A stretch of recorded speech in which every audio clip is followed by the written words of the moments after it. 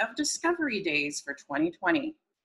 We are fortunate enough to have our Kansas State 4-H program leader be our Keynote speaker for the week.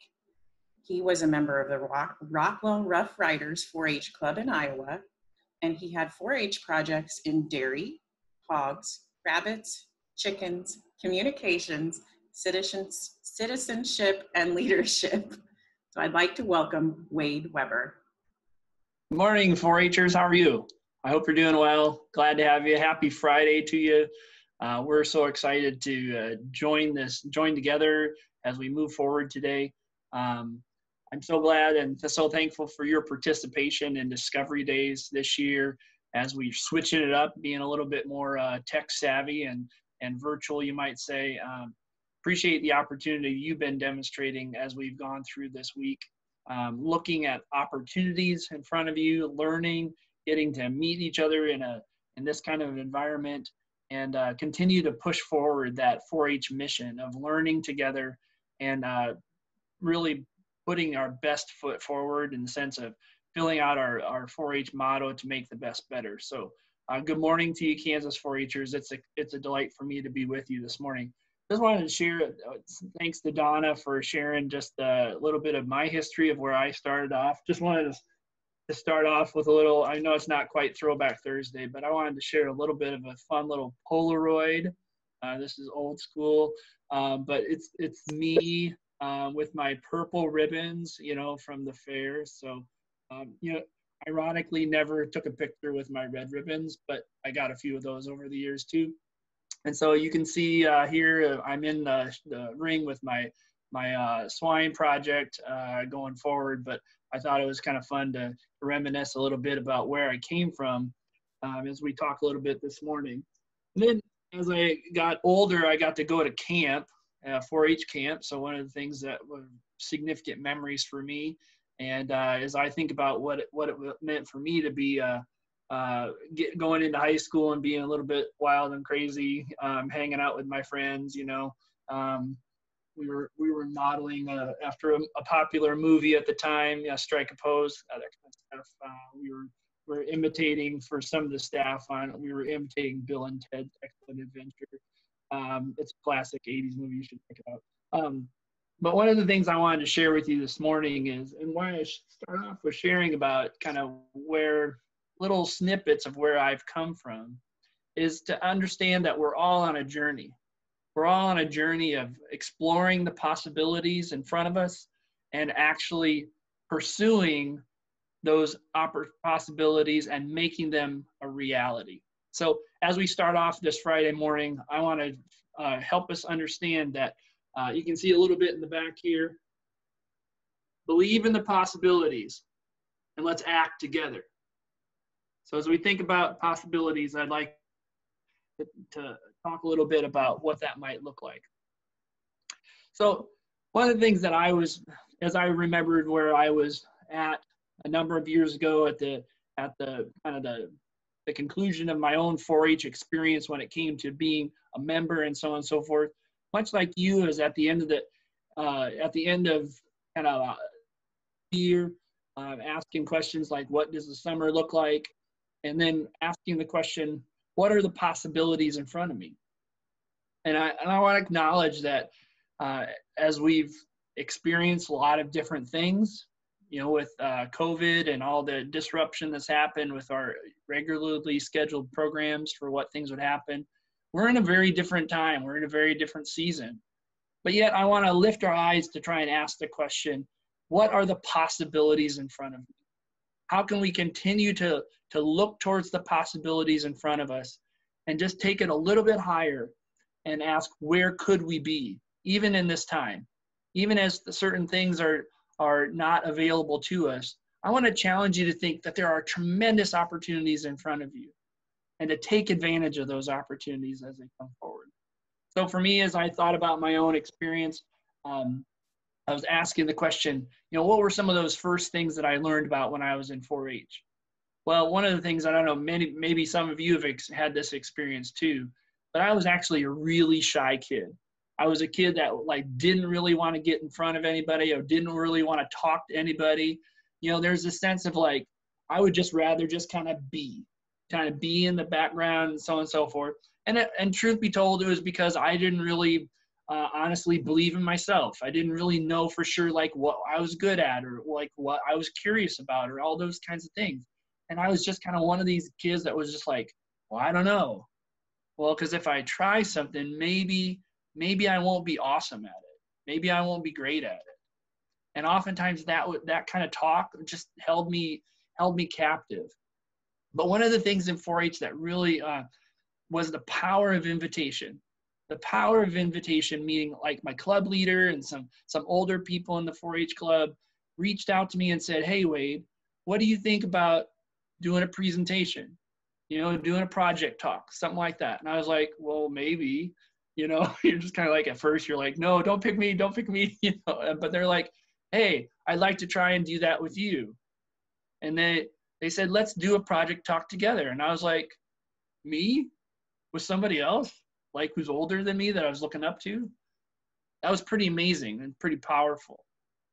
And so sure enough, one of those first project talks I got to do was just talking about how Roundup kills weeds. So my first topic was like, let's round up those weeds. And I just talked about how a plant dies based with herbicide. Wasn't too fancy, wasn't too amazing, but yet it was a start for me because somebody asked me, "Is like, do you know how herbicide kills a plant?"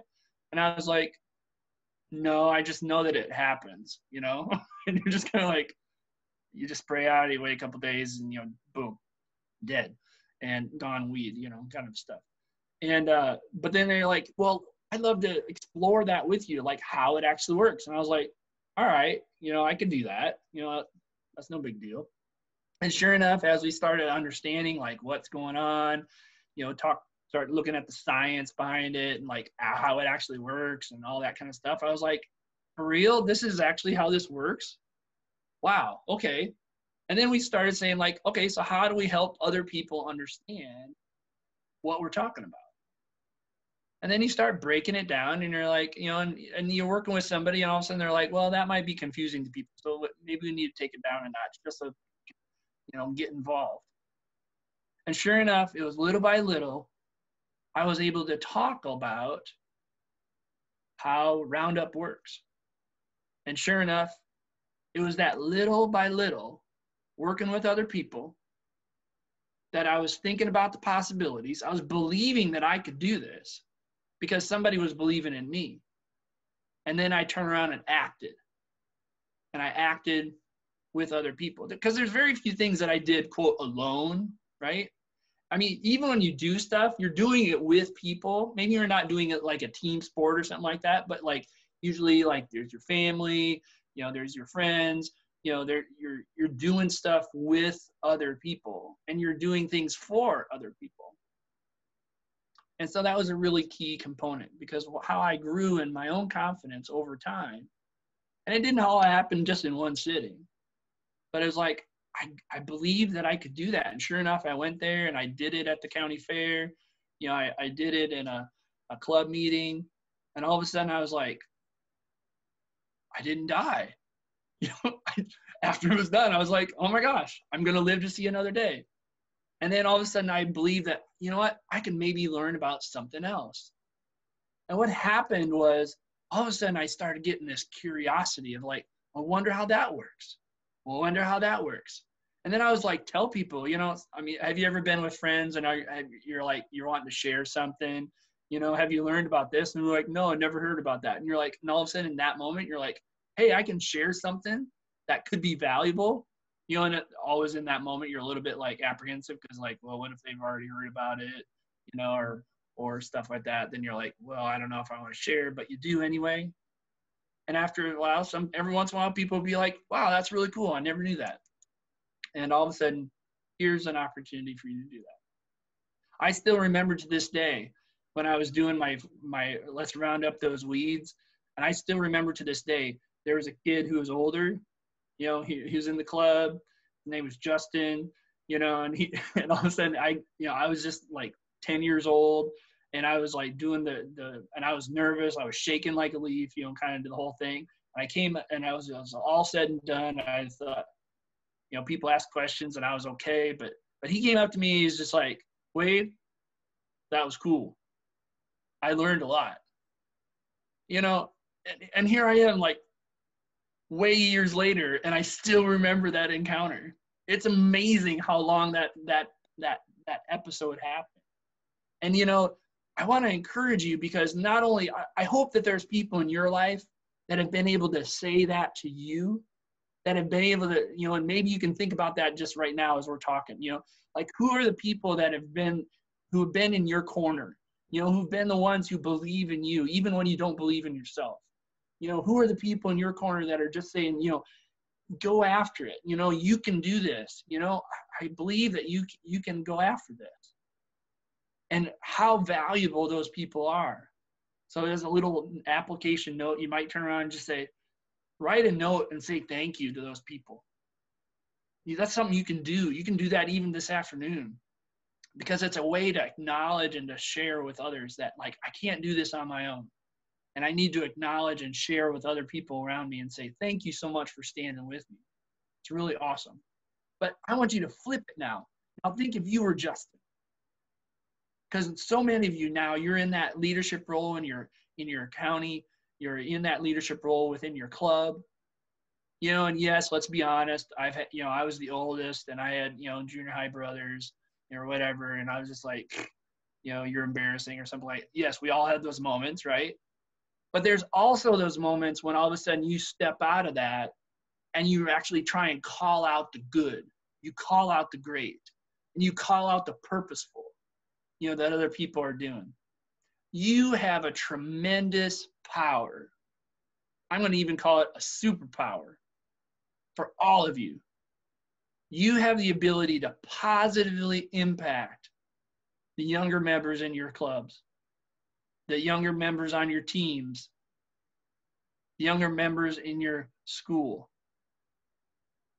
You might not think it's much, but I'm telling you right now, I'm speaking to the whole state of Kansas right now, and I'm telling you the story about how Justin believed in me. You see how powerful that is?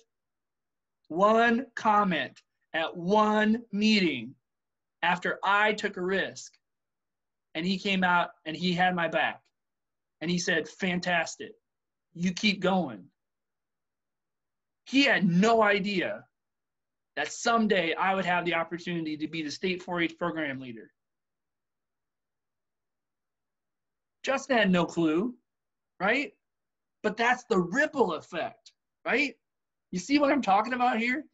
One little thing that you do can all of a sudden change the whole trajectory of what people believe their possibilities are.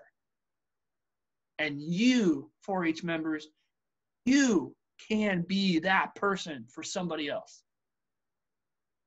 I hope you hear that. You have so much power. You have so much power to influence people in such a positive direction. And I hope that you take that to heart. Because even in the midst of my insecurities, even in the midst of, like, I don't know for sure, the reality is, to that other person, that's gold. That's golden, right? Help them see the possibilities, just like somebody helped you see the possibilities. It's how you pay it forward. It's how you help the world be a better place. It's how you help make the best better in 4-H. Okay? So let's think about this, what's next. So as you think about, be that person, be that one who calls other people together. But I want you also to think about this. How can you bring more people together to be with you in decision making? Now, the beauty of what's going to happen with all of our social distancing and all this kind of stuff that's happening now is that I have been so impressed by each and every one of you and your classmates. Because there's a way in which you have said, like, all right, maybe we can't get together like we used to as much or as frequent as we used to, but you're still connecting. You're still looking for ways to be creative. to think about things. I mean, I've seen amazing things from all of you this year. In the last 2 months, I have been blown away at the creativity that you've shown, at the intentionality that you've shown. I've seen project talks online. I've seen workshops that youth have been leading in their community. I even saw people putting together a virtual livestock show, where the young people were leading it, not the adults, the young people. Your peers, creating stuff, pulling people together. I even heard, even in our own club this year, I was seeing people be creative about, using Kahoot and all these other kinds of things to help people connect in the club meeting. And I just thought to myself, like, this is amazing. I mean, there's this attitude of like, doesn't matter what the obstacle is, right? We're going to overcome it. We'll not be denied.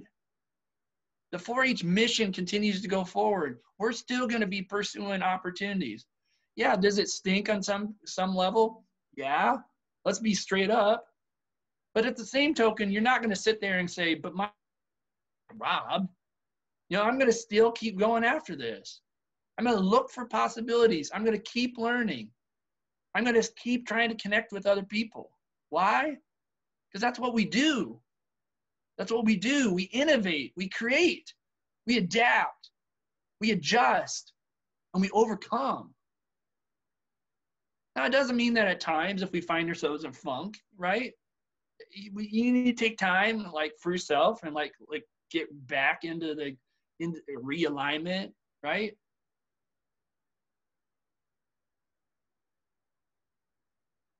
Because we all have challenges. So as you think about possibilities, that's one way to think about it. But I also want us to be straight up and real about the challenges. Now, I told you before I was a kid that was pretty shy. I was a kid that was probably a little bit more insecure. Now that I've gotten older, I've learned how to talk about it. Okay? But I'm just saying, I didn't always love myself. I felt embarrassed at times around other people. And quite honestly, I was fearful. And I always thought that maybe I wasn't good enough. And truth be told, spoiler alert, even as adults, we still struggle with that. But the question is that I want to pose to each and every one of you is, when you encounter a setback, whether it's external, like COVID kind of stuff, or whether it's internal, because I'm just like, I don't know what to do. I'm anxious. I'm nervous. I don't want to fail. I don't want to get embarrassed. Or maybe you just, I don't know if I believe that I have anything worth the bit give. What I'm saying in Kansas 4-Hers is that's real. I'm not here to tell you that you'll just act and it'll go away. It's real. But what I do want to encourage you to think about is, when you encounter a setback, ask this: who can I connect with? Who can I share with?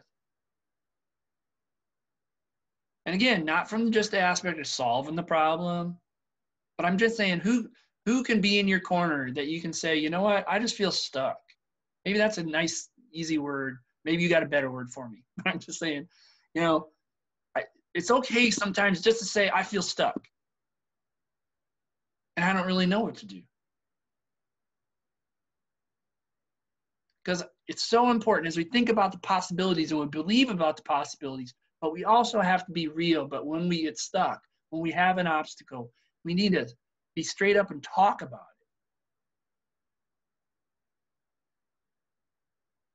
So if you're a person that does that, maybe you do that for other people. I know I was talking to my kids this week. They're all in high school right now, high school, middle school. and they were saying, yeah, sometimes just I get to be that person for my friends. They just kind of share their stuff with me. I'm just like, whoa, too much, or whatever. But the point is they get to share with each other. And I said, that's so awesome that you can do that for each other. Why? Because we need people in our corners that we can just be who we are. Not the perfect people, but just the real people. Where I'm just real about where I'm at in the journey right now. Because it's by acknowledging that, then you can start believing again in the possibilities. But you can talk all you want to about the possibilities, but if you're not able to have somebody in your back and deal with the issues as they come up, to be real, to be transparent. And I hope that you're finding ways that even during this time of COVID, maybe not seeing each other and so on and so forth, that you're still looking for ways to connect with each other. So you can be real with each other, because you need that. And maybe you need to even call out your friends at times and say, hey, are you doing okay? Because I want to walk with you, even if you're not doing okay. But I want you to know you're not in this alone. It's one of the most powerful things I think we as 4-H members can do.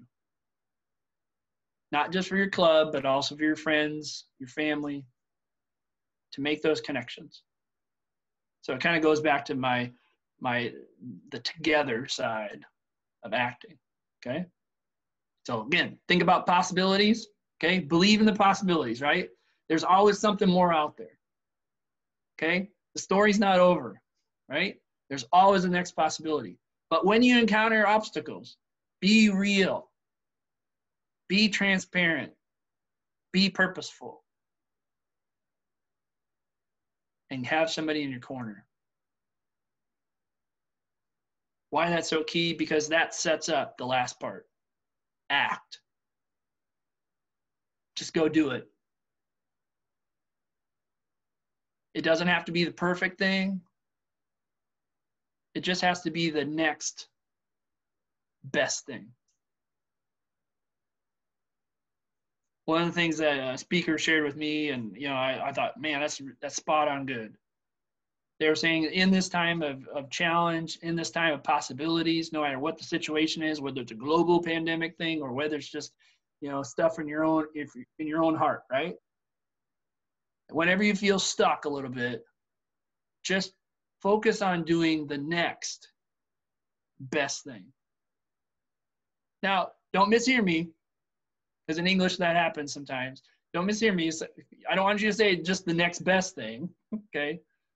I'm just saying the next, like the next in a sequence, and then you evaluate and say, what would be the best thing to do in this moment? So do the next, if you don't know what the future is going to totally hold, just concentrate on doing the next best thing. Because if I would ask you all just this simple question, what does being the best look like?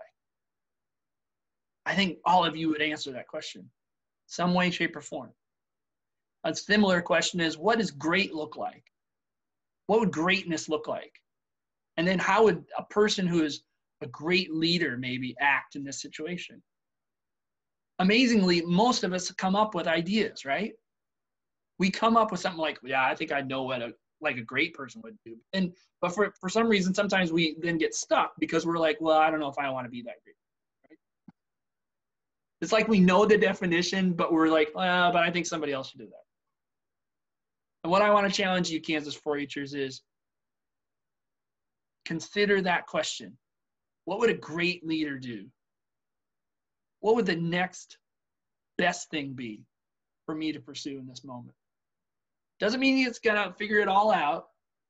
Just means in this moment, how can I act together? One of the things I wanted to share with you just in closing, and then we'll have some opportunities for maybe some Q&A and stuff like that. But I wanted to share just a few things. I'm going to share my screen real quick.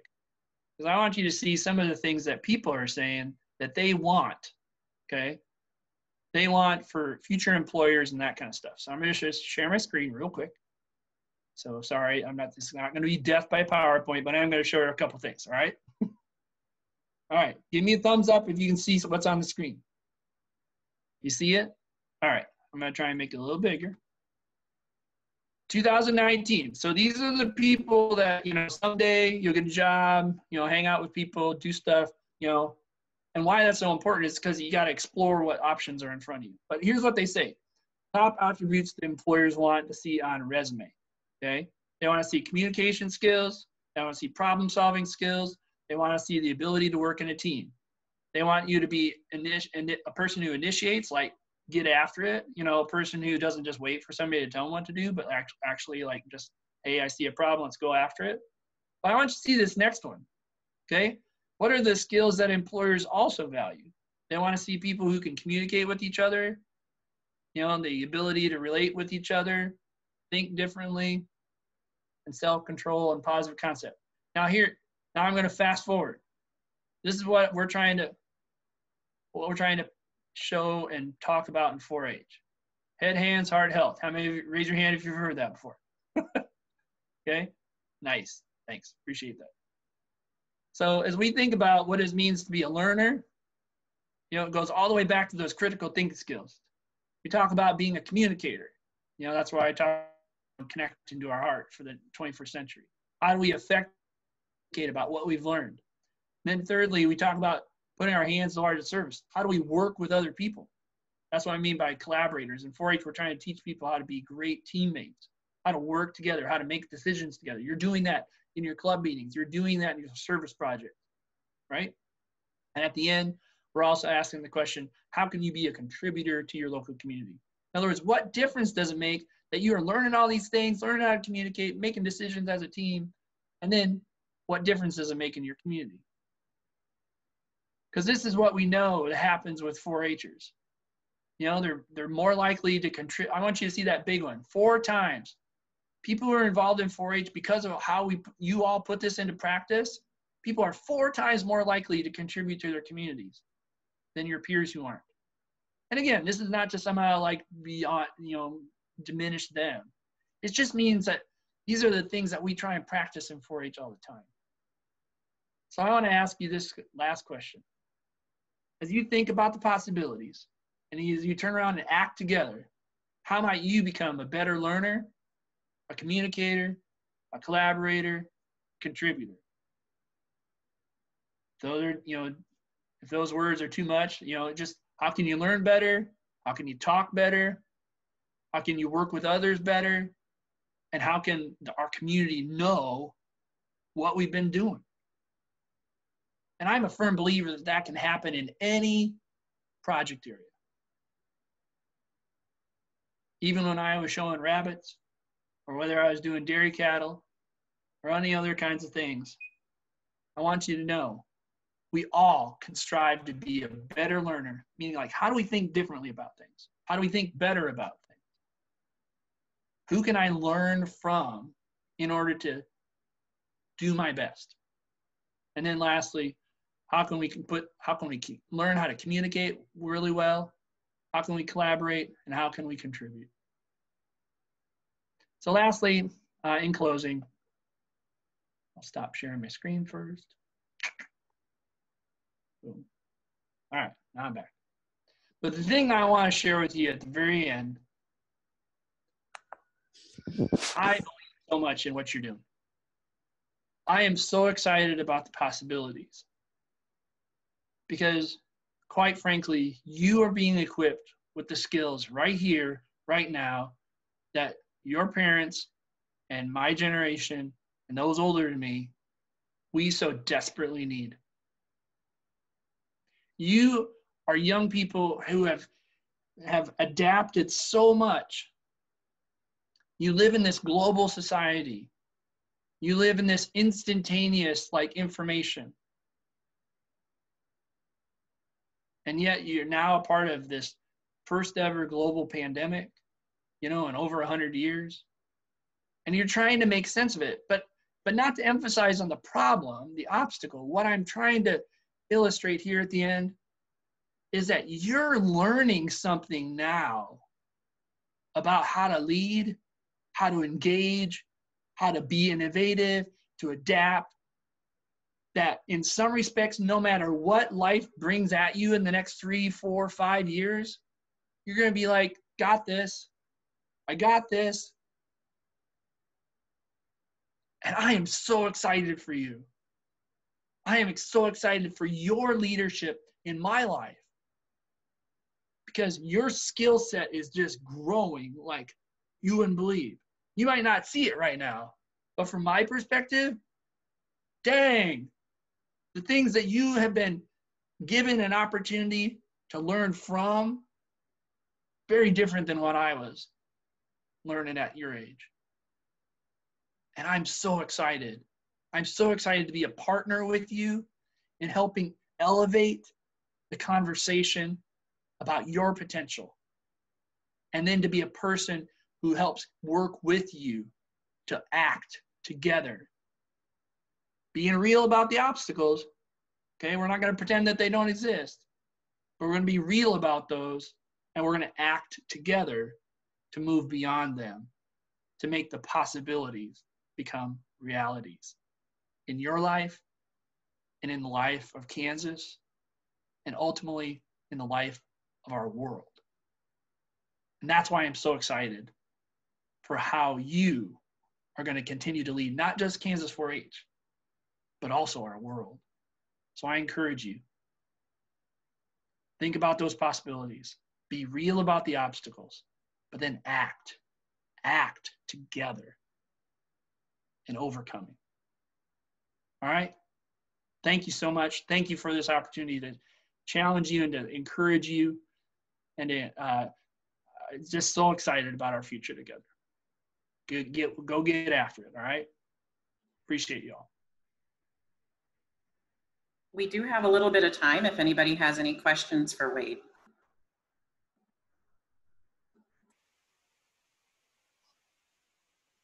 It's a free-for-all. If you're more comfortable, you can put them in the chat box as well. What possibilities are you all seeing in your local communities? And what things are you trying? What things are you doing? Try and connect with people, connect with communities.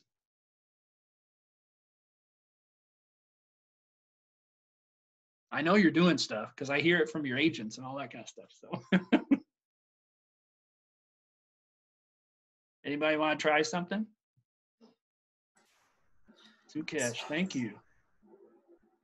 Yeah, virtual fit. Thanks for helping us think through that. Awesome.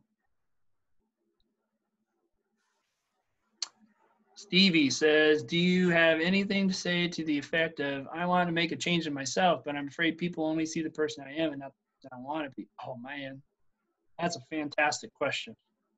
And I can tell you straight up, I've had to live that. You know, I think first and foremost, we got to acknowledge the fact that we're all growing and we're all different. And we're, each and every day, we need to be growing and developing. We're never just like a static person, like one snapshot in time, and then you're done, right? I mean, you know more today than you did 3 days ago before Virtual Discovery Day started, right? I mean, just because you're learning new things and so on and so forth. So guess what? You're a different creature, right, than you were 3 days ago. And so that's a little thing, but there's also ways, but so much of changing yourself, you want to make a change in yourself, is all about doing the small things and the small decisions, because you stack them on top of each other and guess what starts happening, right? And all of a sudden, it's the small wins going forward that help bring about the big changes. So I think that's a challenge first for yourself. And then secondly, I would say, with other people, in some respects, you got to first kind of do that for yourself.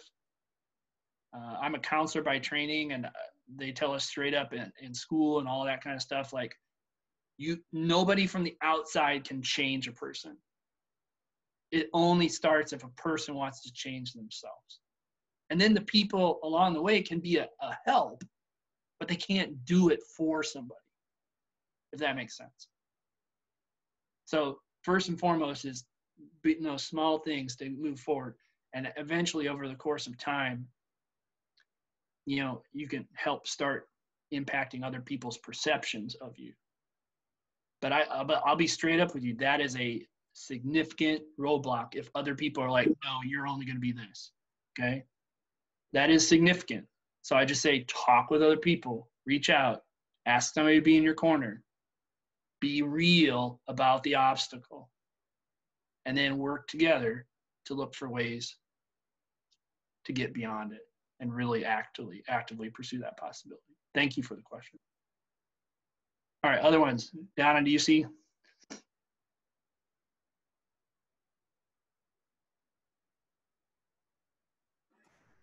Yes, I responded to the one looking for his link for his class. Awesome. And we want you to get connected. That's great. Yep. And I don't think I see any other questions. We got a minute, or are we done? We can have a minute. You know me, I always have questions, Donna. So I know we can have a minute. We have to be. They start their next sessions at 9. So. All right. I want everybody like total, like, what, I don't remember what it was, but it's just like a Zoom explosion. Like, I want everybody to go to the chat right now and just write in there like something that you have been so thankful for, whether it's something you've done, something you've experienced, in the last couple months that has made a positive difference. I'm not talking about the best thing. I'm just talking about a thing. Does that make sense? I would love to see everybody just like totally fill the chat. Just something you're incredibly thankful for that's happened in the last couple months, and or that's made a positive difference that you can say, I've been a part of that. And I'm so thankful that we're able to talk about that and share it with the other people. Let's just flood the chat with like, this is the positive difference that we're making in my part of the world. And I'm here and I'm going to tell it to everybody else. Like, this is what I'm thankful for. This is what we're doing positively. And there's this, because we got to flood the world with positivity, right? Let's be honest. We got to talk and talk and talk about all the things that are happening that are great. I love it. I love all this coming in. This is fantastic. We're going to totally record this. Why? Because this is the building blocks for the positivity of building a positive example in our communities. And I think it's important, even when we have setbacks, to acknowledge that there's great things happening, even in times of challenge. Because at least for me, that's another little stack that I put on top that helps me think, well, you know what? I did that yesterday. Well, then maybe I can believe that I can do this today. And guess what? I hope you'll learn fantastic stuff today that'll help you believe more about tomorrow and your ability to be a positive change agent in the world around you. So proud of you. So excited for you. So very encouraged with all the things that you're writing down here. Like, this is you. You did this. You did this with people. You've been acting together, exploring the possibilities and making them become a reality. I'm so excited for this summer, and I'm excited for each and every one of you, how you're going to be leading this summer and making possibilities become realities. All right, with that, I'm going to transition off and say thank you so very much. You make me so proud. And I'm so glad I get to be in this journey with you in Kansas 4-H. Well, we thank you for taking your time today, Wade, and I hope to see all of you at your next sessions starting at 9. And I hope you all have a great day. Take care, all.